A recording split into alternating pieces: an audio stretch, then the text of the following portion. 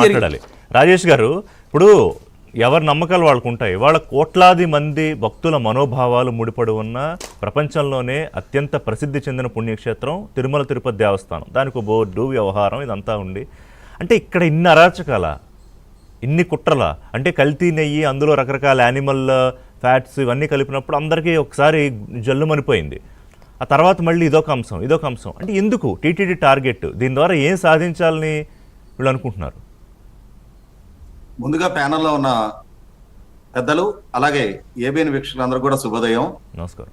రిషి గారు, మీరు చెప్పింది తిరుమల శ్రీవారు కానీ లేదు మరే ఇతర దేవుళ్ళ మీద అయినా సరే భక్తి కానీ భయం కానీ ఉన్న వ్యక్తుల పట్ల అంటే ఆ విధమైన సూత్రం వర్తిస్తుంది.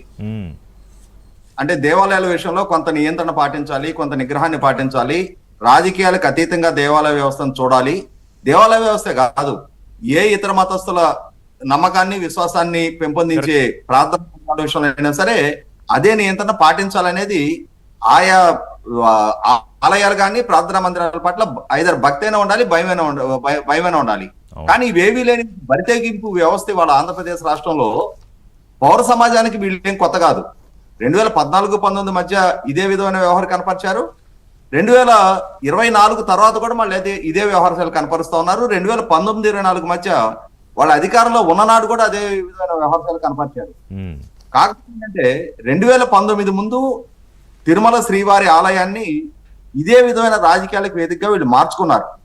ఆ రోజు ఆలయ ప్రతిష్టని, భక్తుల విశ్వాసాన్ని దెబ్బతీసే విధమైన ప్రచారాన్ని విస్తృతంగా చేశారు, ప్రజలను నమ్మించగలిగారు. ఆ నమ్మించిన దాని నుంచి రాజకీయ లబ్ధి పొంది 2024 ఎన్నికల్లో 2019 ఎన్నికల్లో వాళ్ళ అధికారం దక్కించుకున్నారు. అయితే వాళ్ళ వ్యవహార శైలి పట్ల ప్రజలకు ఒక స్పష్టత వచ్చి వీళ్ళు ఇదే విధంగా ప్రజలను మభ్యపెడుతున్నారు, మోసం చేస్తున్నారు అని చెప్పనే ప్రజలు మొన్న 2024 ఎన్నికల్లో ఘోరంగా ఓడించారు. ఓడించినా సరే వాళ్ళు అదే పాత మూలాలకే కట్టుబడి ఉండి వాళ్ళ వ్యవహార శైలి ఏమాత్రం మార్చుకోకుండా మళ్ళీ తిరిగి ఏ విధమైన మార్ఫింగ్ ఫోటోలు, మార్ఫింగ్ ప్రచారాలతోటి ప్రజలను మభ్యపెట్టే ప్రయత్నం చేస్తున్నారు. దానికి వాళ్ళు ఎంచుకుంటున్న భూమికి ఏంటి? మొన్నటి వరకు చూసాం మనం, పాస్టర్ ప్రవీణ్ అనే ఆయన ఒక ప్రమాదంలో మరణిస్తే ఆ మరణాన్ని తీసుకొని రాష్ట్రంలో మత ఘర్షణలు పెంచే విధమైన వ్యవహారాలు కనపరిచారు.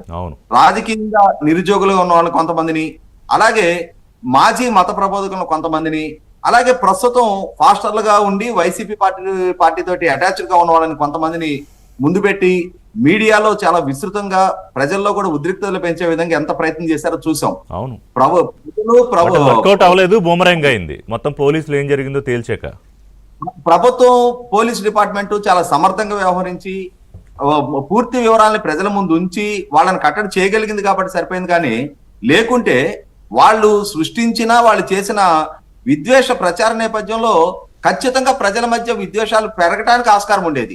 అంటే దీని ద్వారా వాళ్ళు ఆశించింది ఏంటి అంటే రాష్ట్రంలో సజావుగా పరిపాలన జరగకూడదు, శాంతి భద్రతలు దెబ్బతినాలి. ఎందుకంటే తను ఎన్నికల్లో ఓడిపోయిన నెల రోజులకే ఢిల్లీ వెళ్ళి నేషనల్ మీడియా ముందు ఇక్కడ జరగని రాజకీయ హత్యలు, జరగని ఆత్మహత్యలు, జరగని హత్యాయత్నాలు, జరగని ఆస్తుల ధ్వంసాల గురించి తప్పుడు గణాంకాలతోటి జాతీయ మీడియా ముందు ఏ విధంగా రాష్ట్ర బ్రాండింగ్ దెబ్బతీసే ప్రయత్నం చేశారో మనం చూసాం కదా. అదే రాజేష్ గారు, ఇప్పుడు అదే విధ్వంస రచన రాజకీయంగా సరే చేశారు అనుకుందాం, ఏదో ఒక్క చోటన్నా కొన్ని లిమిటేషన్స్, కొన్ని బ్యారియర్స్, కొన్ని హద్దులు ఉంటాయి కదా. అంటే ఓకే, ఈ జోన్ మనం టచ్ చేయొద్దు, ఇది కొంచెం ఎమోషనల్గా, సెంటిమెంటల్గా ఇంతమంది భక్తులకు సంబంధించిన వ్యవహారం, అది రాజకీయంగా కూడా మనకి మరి ఆ సలహాలు ఇచ్చే వాళ్ళకి కూడా ఏం బుర్ర పనిచేయదు అనుకుంటా, అక్కడ ఉన్న వాళ్ళకి కూడా.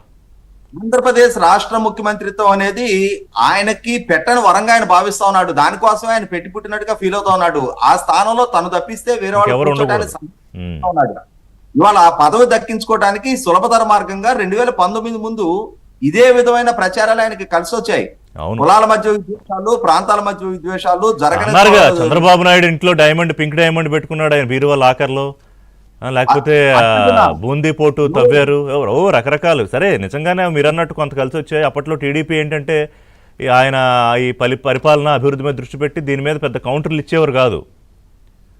కాబట్టి ఏంటంటే వైసీపీ పార్టీ, వైసీపీ నాయకుడు, వైసీపీ నాయకత్వం, వైసీపీ సోషల్ మీడియా, వాళ్ళ సొంత మీడియాలలో ఏ మార్పు లేదు. వాళ్ళు 2019 ముందు ఏ విధానాలను అవలంబించారో ఇప్పుడు కూడా అదే అవలంబిస్తున్నారు.